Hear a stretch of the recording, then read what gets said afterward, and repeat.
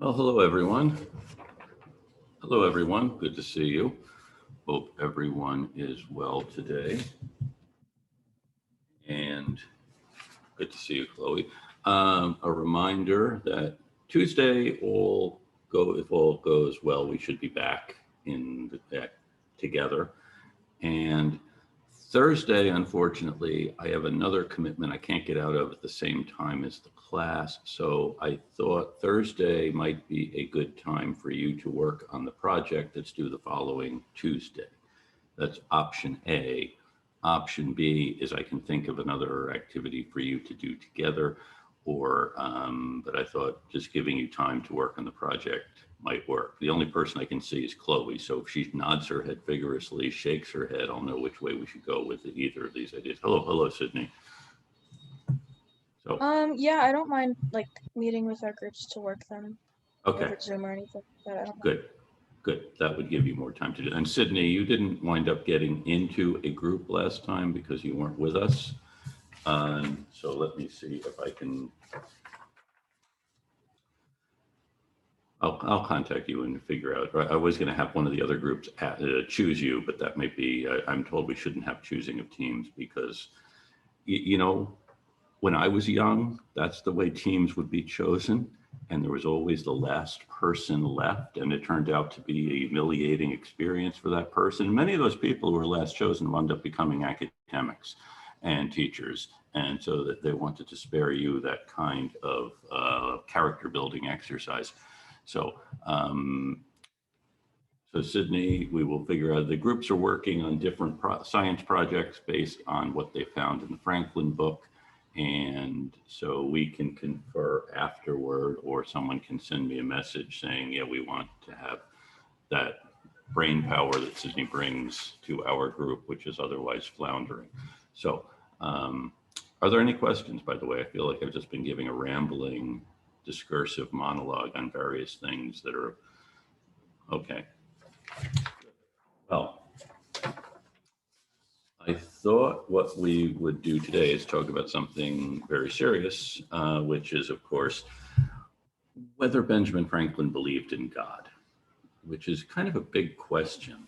And, you know, you've been doing some reading on the subject, and my typical modus operandi is to ask you what you think, and then as you express your thoughts, I shoot them down one by one. Speaking again of the characteristic humiliation that academics like to practice. So I'll tell you kind of what I've discerned, and the short answer is yes, but there is more to it than that. Franklin, as you know, comes from a family of religious dissenters. That is, they were within the Protestant tradition, which in itself was a dissent from the Catholic tradition. And however, they dissented from some of the received doctrines of the church. His earliest reading, as most people's earliest reading in his time would have been the Bible. And this was the foundation of what people would have read. In fact, if a home had a book, one book, it was likely to be the Bible.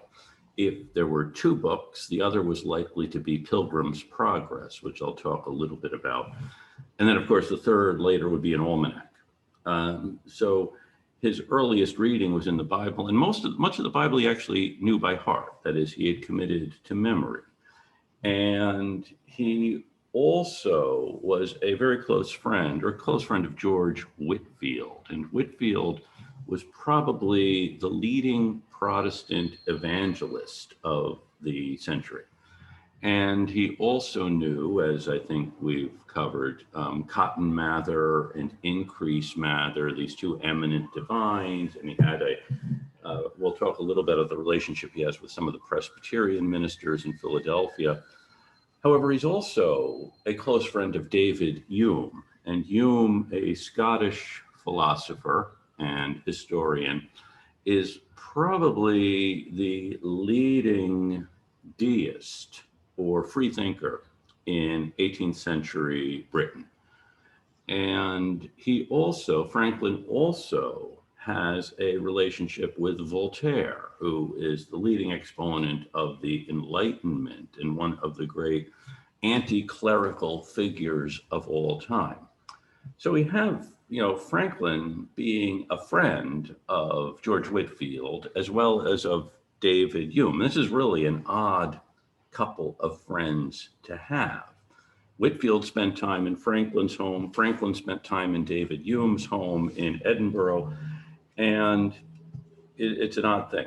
And Franklin lives during this age of great rationality, but there's also one of the great religious revivals in world history happening, the Great Awakening. So he's kind of in the middle of all of this, which makes it interesting, I think. Anyway, I'm told not to use the word interesting because it's something I find of interest and no one else does. So he grows up in Boston. And Boston was very much a Puritan and congregational town. And in fact, the morning after he was born in January of 1706, his parents took him across the street to the Old South, the South Meeting House, and to get baptized. And it was such a cold day, the water in the baptismal font had frozen. And they actually had to chip the ice off so that they could baptize Benjamin Franklin. And both of his parents were very pious, very religious people. His father's family had left England because Charles II forbade secret religious gatherings of dissenters. That is, England had an established church, the Church of England. And Josiah Franklin was a dissenter from the traditions of the Church of England, thinking they were not Protestant enough. They were too closely allied with the Catholic Church. And Franklin's mother was a Folger, and the Folgers wind up in Nantucket. And in fact, Peter Folger, who is Abiyah Franklin's father, is Peter Folger from Nantucket. And he is mentioned in Cotton Mather's Magnalia Christi Americani. That is, this guy was so important to Cotton Mather's conception of New England and history of New England. He mentions him by name in his Magnalia Christi. He doesn't write a lot about him, simply calls him a godly, learned Englishman, which are all good things in Cotton Mather's book. Now, in Franklin's autobiography, he talks about his grandfather, whom he never met. He never knew Peter Folger. I have heard Benjamin Franklin said that he wrote sundry small occasional pieces, but only one of them was printed, which I saw now many years since. That is, he's writing this in the 1780s, and many years earlier, he had seen this piece written by his grandfather, actually written in 1675, so nearly 100 years separate this, in the homespun verse of that time and people, and addressed to those then concerned in the government there. It was in favor of liberty of conscience and in behalf of the Baptists, Quakers, and other sectaries that had been under persecution, ascribing the Indian wars and other distresses that had befallen the country to that persecution as so many judgments of God to punish so heinous an offense, and exhorting a repeal of those uncharitable laws. The whole appeared to me as written with a good deal of decent plainness and manly freedom. So now Franklin is saying, I read this a long time ago, so it's not quite clear in his mind, but what he remembers from it was that his grandfather was against the religious intolerance that had sprung up in New England. Remember Massachusetts founded by these exiles from the religious oppression of England, and they also oppressed Baptists and Quakers. In fact, Franklin's grandfather and mother were not Quakers, but there were Quakers on Nantucket, and it was illegal. Not only was it illegal to be a Quaker in colonial New England, it was illegal even to entertain a Quaker. So if you're a Quaker and you show up in one of these New England towns, this is in the 1670s or so, you would be, you have your wrists tied to an ox cart on one edge of the town, and then the ox cart would be led through town, and the town magistrate would follow you, whipping you till you got to the other border of the town, where you would be untied and told not to come back. and more likely than not, you wouldn't come back. So that's what, if you are a Quaker, you're flogged, tied to an ox cart, flogged, and driven out of town. If you entertain a Quaker, you're fined. And the fine, it would be the equivalent of several $100s. So I don't know how many of you are going to entertain Quakers knowing that it's going to cost you that. So it's a big issue about being Quakers. In fact, in front of the State House, you've probably seen the statue of Mary Dyer, who was from Boston. And in 1660, she was executed for being a Quaker, hanged on Boston Common. And the Baptists also are clamped down upon by the Congregationalists in New England. So according to Benjamin Franklin's memory, his grandfather had been against this kind of religious oppression, and he saw the big Indian War of 1675, what we know of as Metacom's War or King Philip's War, as a punishment brought to New England by these kinds of offenses. Now, Franklin does apparently read this short poem of his grandfather's. His father, Josiah, who is a soap maker, also has a lot of books, which is unusual. I mentioned if you owned a book, and that might be somewhat unusual, it would be a Bible. Josiah Franklin is notable for owning a small number of books, but the books are mainly books of theology. That is and then most books in English would have been books of theology at this time, any books you found in New England particularly. And Franklin said they're mostly what he called polemic divinity. Do we know what a polemic is? One of these words. Okay, thank you, Chloe, for shaking your head. No, we don't know what a polemic is. Does anyone know? Boy, then this means I should have looked it up to tell you what it means. No, a polemic, it's an argument. And a polemic is typically a one-sided argument. And so political polemics, religious polemics, they are arguing against something or for something, not presenting a balanced account, but arguments. So these are argumentative divinity. We know what divinity is, I'm hoping, since we're talking about religion and Franklin's belief in God. It comes from the divine. And most of these books, Franklin said he read. This is his first real reading. And remember, he doesn't remember a time in his life when he could not read. And he's always reading.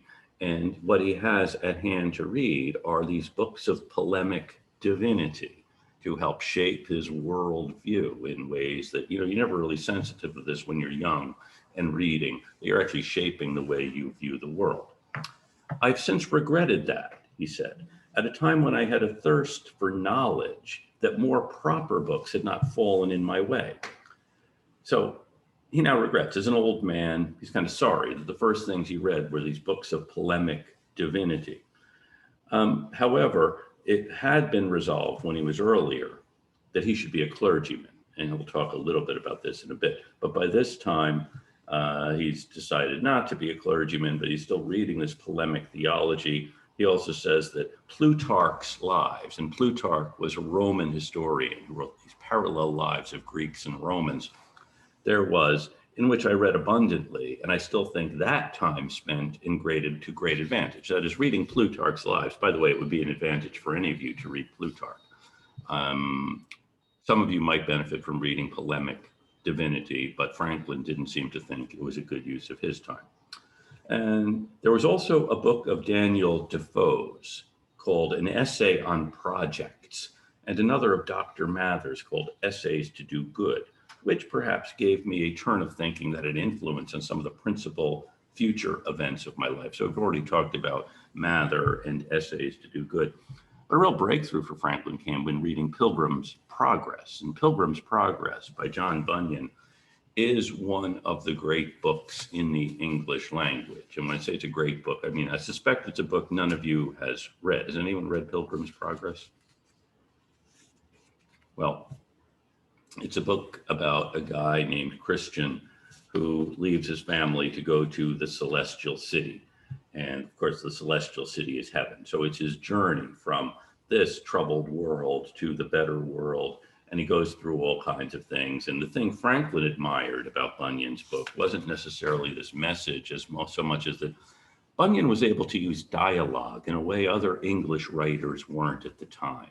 And Franklin thought that really a masterful thing. And in many ways, I think I've probably mentioned this when we were talking about the autobiography. The autobiography is in many ways like Pilgrim's Progress. You have this character who's on this journey. But Pilgrim's Progress actually is kind of these underlying things in much literature well into the 19th century. Little Women by Louisa May Alcott. You can definitely see parallels with Pilgrim's Progress and the choices that the four sisters are making in the book. And in the book, Pilgrim's Progress might even be mentioned in the book. It's also mentioned in Huckleberry Finn, as Huckleberry Finn reads it when he's in the home of the Grangerfords. And he says it's about a man who left home. He doesn't say why, as Huckleberry Finn sees things very directly. Benjamin Franklin takes this story really for the way it is written, which is an important thing to think about if you're creating as you are figuring out how to write, to look at how things are written, which is something he's really conscious of. Now, the Franklins also had periodically staying with them Josiah's brother Benjamin, and Benjamin Franklin Sr., for whom the young Benjamin Franklin, of course, was named, is kind of an interesting character. He earlier in life had been determined to be a minister, and that doesn't really work out. And he winds up in Boston living with his brother Josiah. And his brother Josiah has all these kids and is a soap maker, and it's not a happy relationship then for these two brothers who had very much looked forward to being together again. And the senior Benjamin, though, does take to his nephew. And when his nephew Benjamin, early on, they're thinking he should become a minister because he is so smart. He can go to college and become a minister. His uncle has all of these notebooks of sermons, which he then gives to his nephew. As Benjamin said, it's like a stock to set up in trade. The way if Benjamin had a store and his nephew was going to open a store, he might give him some stock to set up with. The sermons are like that. But as I said, young Benjamin decides not to become a minister. And a couple of reasons. If he were to become a minister, he would likely be, as his parents were, a Presbyterian. And he says that he found the religious doctrines of the Presbyterians to be either unintelligible or doubtful. Among the books his father has in his library are a set of the Boyle lectures, Boyle. And Robert Boyle was a 17th century natural philosopher. And Boyle, for those of you who are interested in science, he actually is the originator of a law. So if you're into science, you may be familiar with Boyle's law. Is anyone either into science or familiar with Boyle's law? Anyone heard of it? Okay, well, it's based on the nature of gases. And that's all I can tell you about Boyle's law. It's about the nature of gases. This is, remember, at a time when we're just figuring out what gases are, and that air contains different gases. And so Boyle is one of the real founders of that whole science. And Boyle's lectures are not about gas. They're about religion. And what Boyle wanted to show was that an understanding of nature is not incompatible with or in conflict with an idea of a divine creator. You know, this is kind of an issue. If we are understanding how the world works, are we challenging the idea of creation? And Boyle is saying no. And for that matter, Isaac Newton is saying no. You're trying to understand how God's world works. The same way Cotton Mather has his microscope and is trying to understand the workings of the natural world. And however, there is in the 1600s, at the time Boyle is writing, a real wave of anti-clerical or anti-deistic sentiment That is, we understand the world. We don't need this creator God anymore because we're figuring out how everything works. And you can see this is a serious issue. So Robert Boyle wanted to show that understanding how the world works is not in conflict with the divine creator, and his lectures really are designed to attack deism. And deism is the religious understanding that grows out of this. That is, the deists tended to think that, yeah, there was a creator God, but he's not involved in the day-to-day workings of the world. Now, believers like Mather are believers that there's a living God who is very much involved with the day-to-day workings of the world. And Boyle wanted to show, or wanted these lectures to show, that God is involved in the day-to-day workings of the world. And so they really are against deism. And deism, you can see, is a slope toward atheism. That is, if the God who created the world is no longer involved in the day-to-day workings of it, well, then if we figure out how the world was created, maybe there wasn't a God involved in the creation of it. You can see where this might lead. And Boyle wanted to prevent it from leading there. So he funds this series of lectures in the late 1600s to have people refute deism. And Benjamin Franklin reads these lectures, and what do you think? He says, well, actually, if you're giving a lecture in order to refute someone else's doctrine, you do have to explain what that other doctrine is.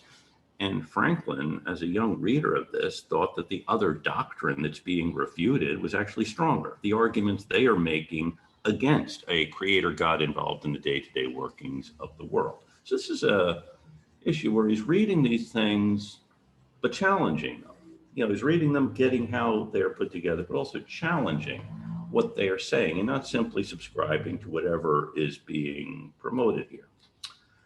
Now, Franklin, as a printer, remember this formal education ends rather soon, and then he goes to work as a printer. And as a printer, of course, he is involved physically in constructing books and things. And you'll recall Silence Dogood, his first fictional creation, was a widow of a clergyman. Then she is going to marry another clergyman, and she's a lover of the clergy and all good men, but she's questioning a lot of things. She has that wonderful essay about the New England elegies and so on. And then he goes to Philadelphia, and actually the printer he works for in Philadelphia, Kiemer, is also a free thinker, has certain strange religious ideas, well, different religious ideas, I should say. I'm always wary that one of you may be a subscriber to Kiemer's philosophy and will be offended. Well, actually, you can challenge it if I'm wrong. If I'm misrepresenting Kiemer, please feel free to let me know. And then he goes off to London. And while he is in London working at one of the big printing houses, he sets the type for a guy named Thomas Wollaston, who wrote a big book called The Religion of Nature. And Wollaston's book says that religion isn't founded in revelation, but rather in nature, and that rational creatures, which we all should be, should follow the truth. It's one of these, there are lots of books being written like this, which have different takes on nature and God and revelation versus some other understanding. And so Franklin sets the type for this book, which means, of course, when you're setting the type, you're not actually studying the book, you're just putting the pieces together, but you are reading it. And in reading it, Franklin, who's now, about 18, 20 years old, thinks, well, this is an influential book, but it's actually pretty naive. If nature and truth, as Wollaston says, are one, well, why then don't people simply follow the truth? And he finds the reasoning rather weak. And David Hume, whom I've already mentioned, the great Scottish skeptic, finds the book really weakly reasoned. And so does Jonathan Edwards, a New England Calvinist. And Edwards really tears apart Wollaston's reasoning about nature and truth, and religion not being revealed by God, but simply revealed by nature. And Franklin, in his spare time, now he hasn't met Hume yet. I don't know if he ever meets Jonathan Edwards.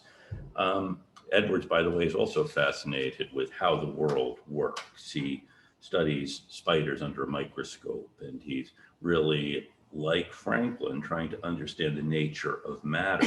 In fact, there's a fairly recent biography of Jonathan Edwards, which I find practically incomprehensible because it makes Edwards out to be a nuclear physicist, because he really is trying to understand the nature of the world in a way far beyond my understanding of it. So Franklin, though, in his spare time, writes a response to Wollaston. He sets it in type and he publishes it in a little book called A Dissertation on Liberty and Necessity, Pleasure and Pain. And the pamphlet begins with a quatrain from the English poet John Dryden: "Whatever is right.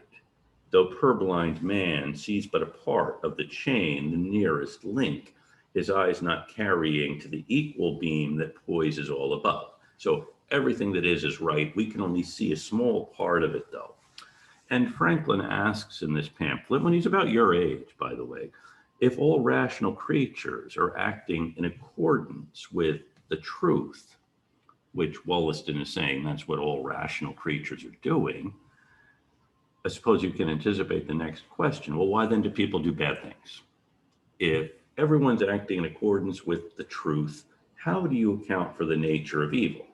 Is a horse thief, for example, obeying the truth he perceives by stealing horses? And if God created all, then, and God is all powerful, how does that account for evil in the world? Did God also create evil? I mean, these are good questions to ask, I suppose. And I suppose someone more sophisticated than I would be able to answer them. Maybe someone in this group could answer these questions. If God created everything, did God also create evil?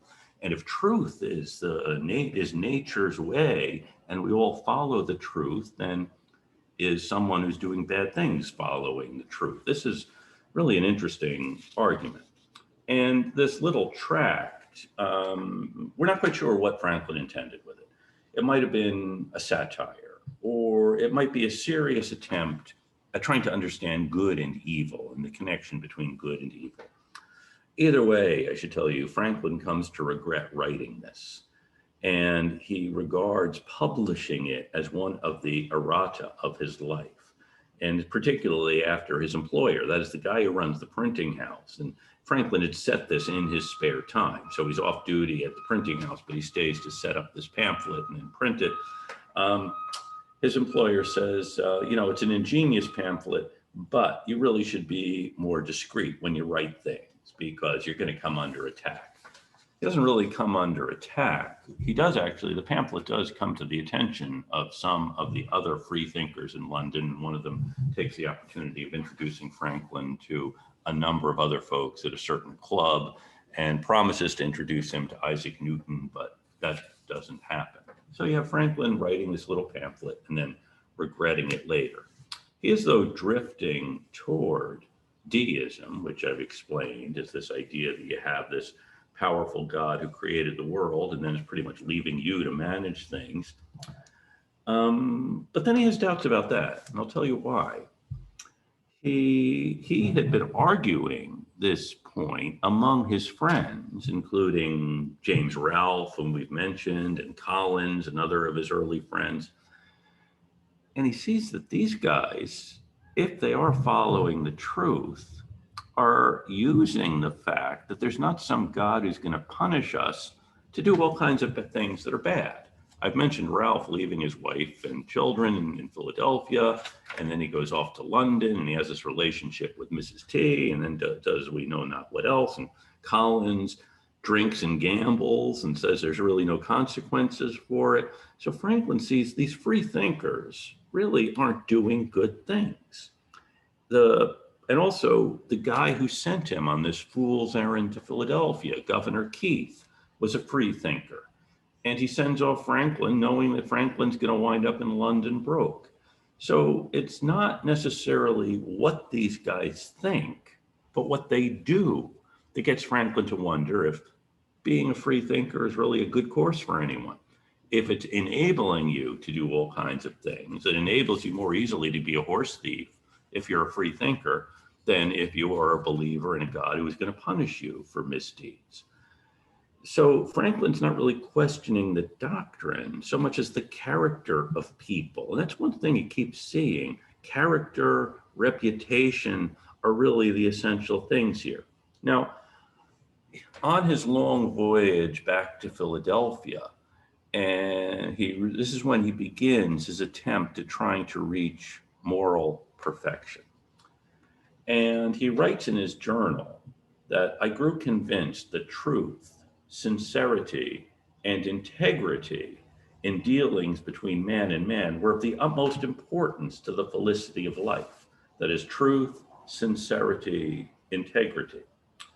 And I formed written resolutions, which still remain in my journal book, to practice them while I lived. Revelation had no weight with me as such. So the idea that you should do good things because God said you should do good things wasn't the issue for Franklin. Rather, I entertained an opinion that those certain actions might not be bad because they were forbidden,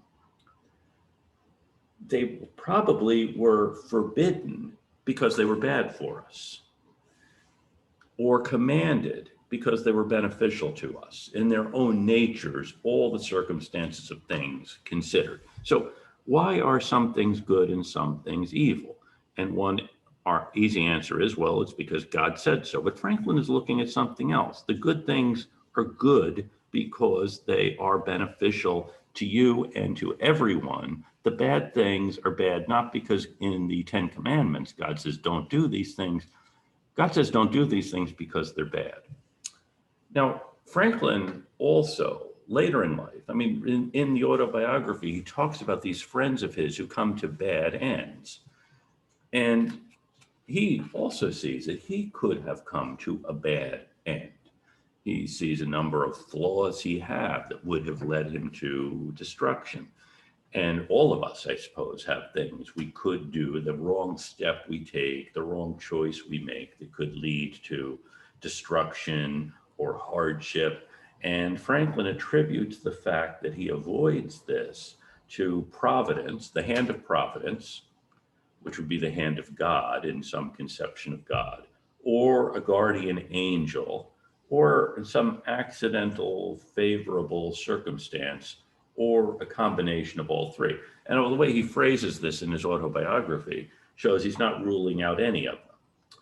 And he realizes that he had escaped with a tolerable character or reputation, and he was determined then to preserve it. Now, a lot of people do go through their 20s and have this risk of, making the wrong choice, and we'll see where things go. And he sees that he has survived this potential disasters and decides that he's going to try then to preserve this character, which is why the whole attempt to reach moral perfection in his late 20s and early 30s. So at the same time, he's really losing his connection with organized religion. He does see some necessity for organized religion for people who don't have the same character of Franklin, really, to think about these things. And he has this daily plan. Again, he drafts this daily plan while he's at sea on his way back to Philadelphia, thinking, well, how can I preserve this character when I'm back in Philadelphia? And he will begin each day by addressing powerful goodness. He's not praying to God, he is addressing powerful goodness and asking, what good shall I do today? And then at the end of the day, asking, what good have I done today? And by the way, these are the two questions he would have gotten from Cotton Mather's essay, To Do Good. You begin each day asking, what good shall I do? And end the day asking, what good have I done? And also when he gets back to Philadelphia, he and his friends, or he has his friends, He wants to create a religious society that is based on these really not religious principles, the society of the free and easy. That is, you subscribe to this moral code as indicated by his 13 virtues, and you then are free and easy, free from the worry about taking the wrong step and losing your reputation. And reputation really is everything. And you're easy because you're not constrained by the fear of losing your character. So Franklin returns to Philadelphia in the late 1720s with a real sense of purpose, having been delivered from destruction. However, he doesn't start attending religious worship, which definitely would have been a possibility. There are a lot of churches in Philadelphia, and Sunday was his one day to study or to do his research in other things. However, he said in the autobiography, I was never without some religious principles. I never doubted, for instance, the existence of the deity and that he made the world and governed it by his providence, that the most acceptable service of God was doing good to man, and that our souls are immortal, and that all crime will be punished and virtue rewarded either here or hereafter. Now, Franklin thought these are the essential principles of any religion. And in fact, he does study a lot of religions and sees that these traditions are found in all of them. And in fact, in all of the religious traditions being practiced in Philadelphia in the 1730s, he said you would find these more or less mixed with other articles, but without any tendency to inspire, promote, or confirm morality, serve principally to divide us and make us unfriendly to one another. Now, if you think about this, there are all of these different religious sects in Philadelphia. There are the Presbyterians, and Franklin's a Presbyterian. There are Congregationalists. There are Baptists. There are Methodists. There are Anglicans, Quakers. There's a lot of Quakers in Philadelphia, Moravians. There's even a Catholic church, and there's even a synagogue. It's the most religiously diverse place in the British Empire, one of the most religiously diverse places in the world. And you have all of these different religions being practiced. And he sees that what the ministers are doing is not simply trying to get people to lead moral lives, but trying to get them to keep coming back to their particular church. If you think about it, there's a lot of competition. People can choose what church to go to.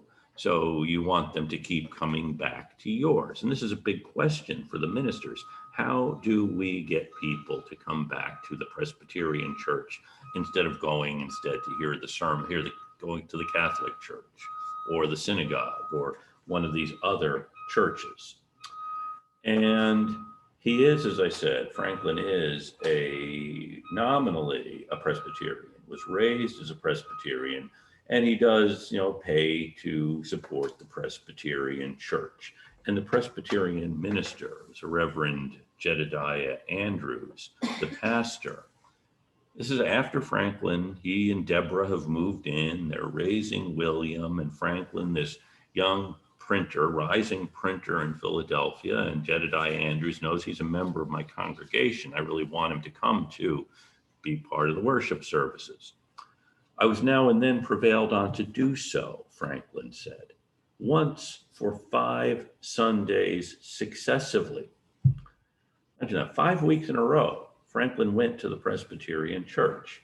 Had he been a good preacher, perhaps I might have continued, notwithstanding the occasion I had for Sunday's leisure in my course of study. So he's not skipping church to go play golf. He's skipping it to do the kind of study, self-improvement that he's always doing.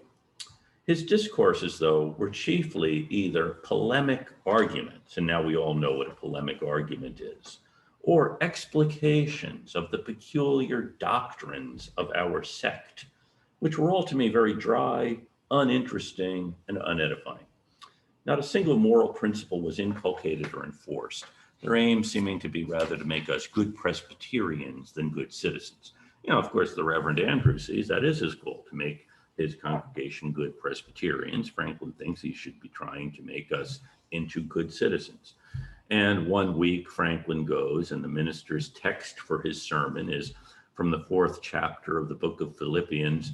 Finally, brethren, whatsoever things are true, honest, just, pure, lovely, or of good report, if there be any virtue or praise, think on these things. So the Apostle Paul is telling us to think about the things that are true, honest, just, pure, lovely, or of good report. Think about virtue. And Franklin thinks in a text like this, we can't miss having some morality. But Andrews confined himself to 5 points only as meant by the apostle. 1, keep holy the Sabbath day.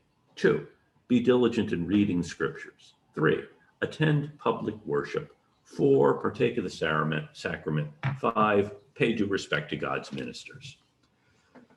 And Franklin says these all might be good things, but as they were not the kind of good things I expected from the text, I despaired of ever meeting with them from any other, was disgusted, and attended his preaching no more. No, Andrews and Franklin have this disagreement and winds up with Franklin, leaving the, there's another, he doesn't skip the church entirely because Franklin likes the assistant pastor, who's a guy named Samuel Hemphill. Hemphill arrives in Philadelphia in the early mid-1730s, and Hemphill has a very good speaking voice and also a good speaking style, which Franklin found more engaging than Andrews. Andrews was kind of dull and didn't have a good speaking voice. And as I said, Franklin also disagreed really with what he's saying. But Hemphill, Franklin likes listening to. I became one of his constant hearers, his sermons pleasing me, as they had little of the dogmatical kind, but inculcated strongly the practice of virtue, or what in the religious style are called good works. Imagine the Reverend Andrews probably understands what he's doing when he gets Hemphill to be his assistant. That is, they're playing kind of good priest, bad priest, during the good cop, bad cop. One is talking about be good Presbyterians, the other is talking about being good citizens. Both of these are really essential. Franklin, though, finds Hemphill more appealing, so goes to listen to him. However, Hemphill seemed not to be orthodox enough for some of the Presbyterians, and they actually charge him with heterodoxy, which is not being Presbyterian. Hetero means other, and doxy means God or theology. So he's too much doing other religions than Presbyterianism and believing things other than our doctrine. So there's actually a trial for him in Philadelphia about is he heterodox or is he Presbyterian? And Franklin becomes one of his chief defenders. And there are a lot of pamphlets being written about this. It's a controversy within the Presbyterian Church. And Hemphill was a very good preacher, but not a very good writer. So he actually asked Franklin to write a couple of pamphlets on his behalf, which Franklin does. Franklin writes pamphlets explaining why Hemphill shouldn't be kicked out of the church for being heterodox.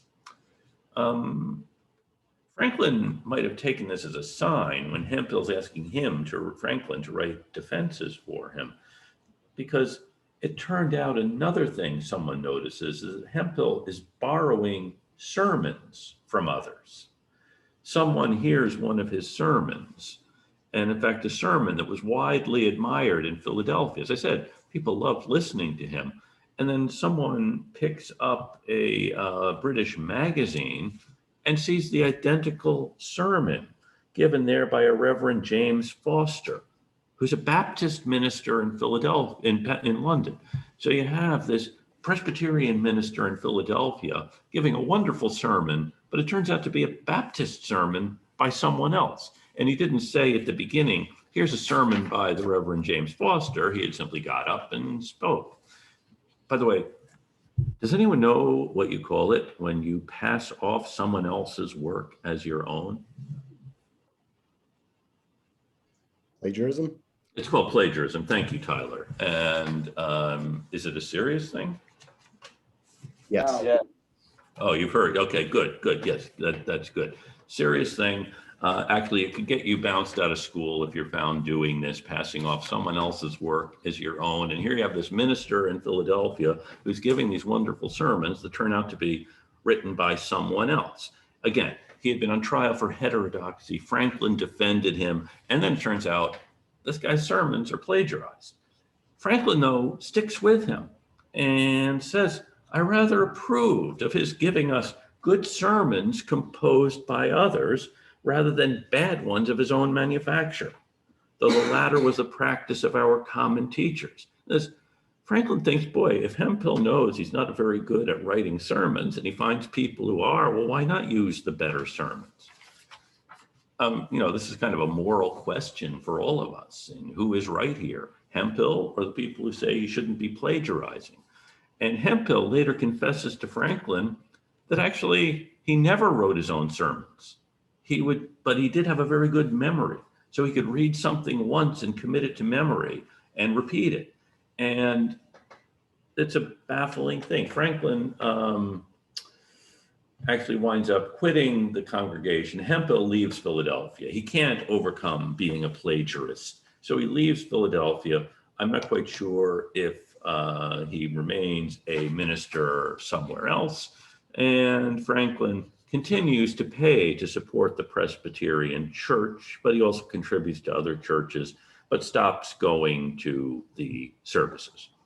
Now, this is at about the time, word gets back to Boston, to Franklin's parents, that he's no longer going to church. And they probably suspected there was some turn in his thinking. Back when he was still living in Boston, he had written some things, which his father said, you really shouldn't put this kind of thing in writing, where you're doubting the scriptures and so on.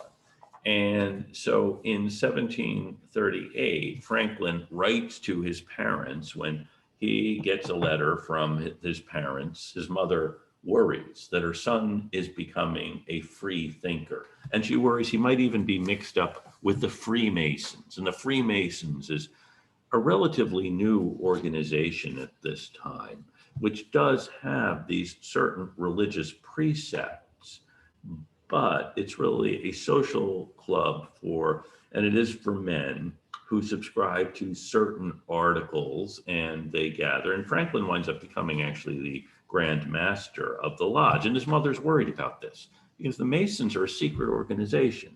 And are they taking people away from the revealed church?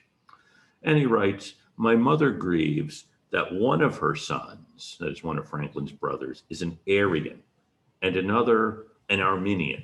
Arian and Arminian are two religious doctrines which loomed very large at the time, actually religious heresies, which loomed large at the time. What an Arminian or an Arian is, I cannot say that I very well know. The truth is, I make such distinctions very little in my study. I think vital religion has always suffered when orthodoxy is more engaged than virtue. You'll recall the big charge against Hemphill was he was heterodox. Orthodox means you follow the one true faith. And Franklin thinks orthodoxy should not be more regarded than virtue. And the scripture assures me that at the last day, we shall not be examined by what we thought, but by what we did. And our recommendation will not be that we said, Lord, Lord, but that we did good to our fellow citizens. And he says, see Matthew 26. So Franklin is trying to reassure his mother, saying the important thing isn't that you adhere to the orthodoxy of the scriptures, but that you do good to your fellow citizens. And he does see the utility of religion. He is kind of moving away from organized religion, but he sees its utility for others. Remember, he thought that Ralph and Collins and Keith had moved away from religion to allow them to do bad things. So there's that tendency. Some people need this crutch or impetus to keep doing good things.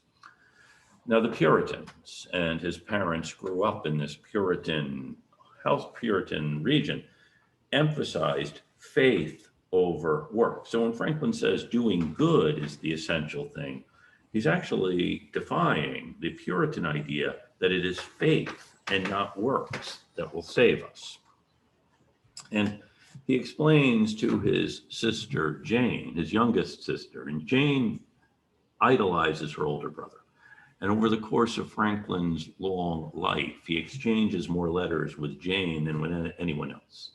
And she survives him by about 4 years, lives just behind the Old North Church in Boston, maintains the family store, has kind of a sad life. Her husband winds up going insane. One of their children goes insane. But through her life, the one guiding thing is that her brother Benjamin is the smartest, kindest, most extraordinary person she's ever known. But she worries, as her parents do, if he is becoming a free thinker. And in one of his letters to her, he writes that, you're probably familiar with St. Paul's second letter to the Corinthians, where he talks about, faith, hope, and charity. Today often is translated faith, hope, and love. These are the three pillars of the Christian faith. And Franklin says that of the three, charity is the highest. However, the Puritans focus on the easiest of them, which is faith. And where the author says, and so he sees that the Puritans really are misguided. Again, where the author says kindness of heart by words express, strike out words, put in deeds. The world is too full of compliments already. They are the rank growth of every soil and choke the good plants of benevolence and beneficence. Nor do I pretend to be the first in this comparison of words into actions to plants. You may remember an ancient poet whose words we have all studied and copied at school. A man of words and not of deeds is like a garden full of weeds. 'Tis pity that good works among some sorts of people are so little valued, and good words admired in their stead. I mean seemingly pious discourses instead of humane, benevolent actions. These are almost put out of countenance by calling morality rotten morality, righteousness ragged righteousness, or even filthy rags. And when you mention virtue, they pucker up their noses if they smelt a stink. At the same time, they eagerly snuff up an empty canting harangue as if it was a posy of the choicest flowers. So they've invented the good old verse, and inverted the good old verse, and now say, a man of deeds and not of words is like a garden full of, I forgot the rhyme, it says, but remember, 'tis something the very reverse of a perfume, so much by way of commentary. So he is reversing the Puritan idea about faith and saying it is good works that are the important thing. And he's also very much interested in the practical nature of religion. In 1758, so about the same time he's arriving he's writing to Jane, he is arriving in England. And the passage over had not been an easy one. And in fact, they nearly wreck on the shore at Falmouth in England. It was very foggy and stormy. And he writes to his wife on their arrival, the bell ringing for church, we went immediately there. With hearts full of gratitude, we returned sincere thanks to God for the mercies we had received. Were I a Roman Catholic, perhaps I should on this occasion vow to build a chapel to some saint. But as I am not, if I were to vow at all, it should be to build a lighthouse. As he's looking at the practical thing you can do to avoid shipwrecks, and not to build a chapel, but to build a lighthouse. Now, Jane, I mentioned earlier that Franklin's also a friend of George Whitefield, and Whitefield had come to America in the late 1730s to go set up an orphanage in Georgia. Georgia was an experimental colony for debtors from England, to help them regenerate themselves in the New World. And as a philanthropic enterprise, it was a spectacular failure. And one thing that happened was a lot of the debtors from England wound up dying, leaving behind orphan children. And Whitefield thinks that the best thing to do is to set up an orphanage in Georgia for these children. And Whitefield, tremendous speaker and evangelist, could draw thousands of people to one of his sermons. So he goes on a fundraising tour, both throughout the American colonies and to England. In fact, Whitefield's tour is one of the great events of the 18th century in bringing people in these disparate colonies into contact with each other. And the reason Franklin gets to know Whitefield isn't because Franklin is suddenly energized by what we call the Great Awakening, which is this religious movement Whitefield is part of, along with Jonathan Edwards and others, but because Franklin's a printer. And Whitefield gives Franklin the contract to publish his travel journals. Another printer in Philadelphia gets the contract to publish Whitefield's sermons. And Whitefield's sermons and Whitefield's journals are among the best-selling books of the 18th century. And Franklin is also publishing the Pennsylvania Gazette in this period. And something like 45 of the 60 issues of the Pennsylvania Gazette have accounts from Whitefield or things about Whitefield's tour. And more than half of the things Franklin publishes between 1739 or 1741 are either by or about Whitefield. So for Franklin, Whitefield is something of a cash cow. That is, he knows he can sell these books that Whitefield is writing. People are eager to read Whitefield's travel journals, which are sold by subscription. That is, you subscribed and you would get a copy automatically. You also could buy the books later, but if you pay cash in advance, you get the book first. So this is a tremendous thing, being able to publish Whitefield's journals. And they are the best-selling books, subscription books of the colonial era. And their popularity leads Franklin to reissue other books he had published earlier, which hadn't sold. One is an edition of Isaac Watts's Psalms. Isaac Watts was a psalm writer in the 1600s and early 1700s. And Franklin had published an edition of the Psalms and they hadn't sold. Now Whitefield is here. Franklin pulls out this stock and sells it. And Franklin also publishes, Whitefield writes a series of letters attacking an English archbishop, Archbishop Tillotson, and then he publishes a series of letters attacking Whitefield and Whitefield's responses. So this is really all good for Franklin. And Whitefield sees in Franklin a potential convert, not just the guy who's publishing my books, but someone who could be converted to the one true faith. And Franklin, as you probably know, has his epitaph, which is now on his tomb in Philadelphia, where he talks about Benjamin Franklin, printer, and he expects to be reissued in a new edition improved by the author. And Whitefield writes to him saying, I have seen your epitaph.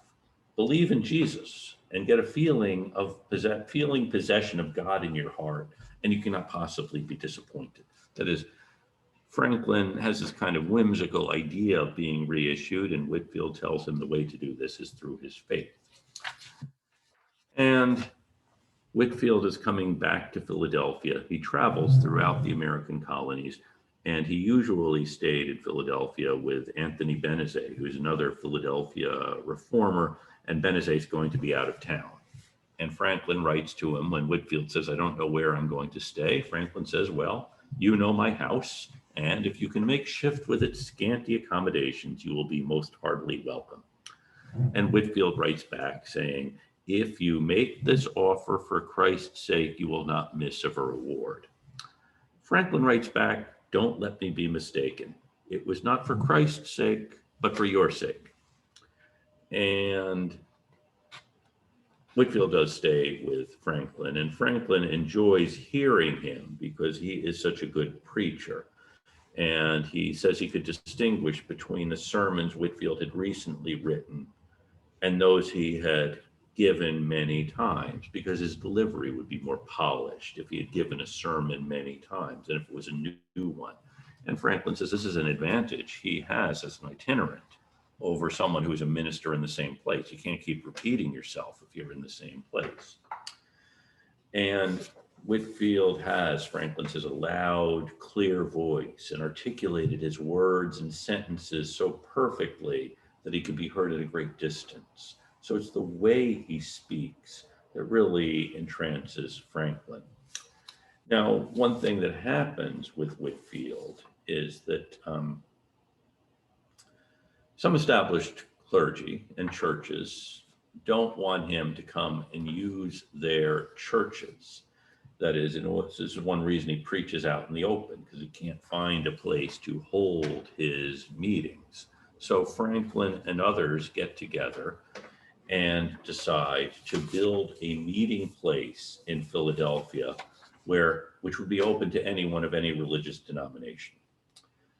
So they design this building, and it's finished in a shorter time than they expected. As public subscription, they raise this building so anyone who has anything to say can preach in it. Even if the Mufti of Constantinople were to send a missionary to preach Mohammedanism to us, he would find a pulpit at his service. So they build this meeting place in Philadelphia, and ultimately the meeting place is where later Franklin will open an academy, which later becomes the University of Pennsylvania. So this whole period is we call the Great Awakening, a great spiritual revival. And Franklin is less interested in the spiritual aspects of it than in the social utility he sees manifested in this revival. Now, he is not an atheist. Instead, he, like other thinkers of the time, are looking for some rational proof and also trying to understand a system of morality, very much like the system governing the universe. And Franklin, one scholar says that for Cotton Mather, the self is that which is to be governed, while for Franklin, the self is that which is to govern. So he's turning Puritanism around and also seeing the real benefit in virtue. If the rascals only knew all the advantages of virtue, Franklin wrote, they would become honest through sheer rascality. And as he is coming toward the end of his life, his sister is very much worried about whether he has made his peace with God. He's also thinking about the next world, as inevitably you do when you reach the end of your life. And on his 84th birthday, she wrote to him, hoping that the great increase of glory and happiness awaited him in the next world. Now, at about the same time, the president of Yale, the Reverend Ezra Stiles, wrote to Franklin, asking if Franklin believed in Christ. Very important to the president of Yale that Benjamin Franklin, the great philosopher, great American philosopher, believed in Christ. And Franklin wrote back, remember, this is just a couple of months before he's going to die. So he is thinking about the end. For the last 16 months of his life, he was in excruciating pain much of the time. I believe in one God, the creator of the universe, and that he governs it by his providence, that he ought to be worshiped, that the most acceptable service we can render him is doing good to his other children, that the soul of man is immortal and will be treated with justice in another life, respecting its conduct in this. So very clear exposition of what Franklin thought theologically, but it's really still not enough for Reverend Stiles, who wants to know if Benjamin Franklin accepts that Jesus is the Son of God. if he accepts the divinity of Jesus. And Franklin says that he had had conversations about this same subject with Dr. Joseph Priestley, the British minister as well as man of science. Some 20 years earlier, the war had interrupted them. And Franklin says it was a subject he did not dogmatize because he had not given it much study. That is Jesus divine? It's not something Franklin had spent a lot of time thinking about. And at this point, Franklin said, it is needless to busy myself with it because I expect soon an opportunity of knowing the truth with less trouble. That is, he knew he was going to die and then he would find out. Here on this earth, you really can't find out these things. So Franklin is part of this age of questioning. It's also an age of this renewed faith, the Great Awakening. And he's challenging established orthodoxies, but he's not a dogmatist. His good friend, David Hume, whom we'll talk about probably later on, is also a skeptic. Hume goes to France and is really alarmed when he meets French atheists. They're sure there is no God. Hume is not sure there is, not sure there isn't. And like Franklin, he doesn't know how we can know. Franklin sees that the best way we can show our faith is through our works. Okay, that I think is enough of a sermon for today. I will let you go and I will see you all next week. If anyone has any questions, I'll be happy to shove them off till next week or try to evade them. It's good to see you all.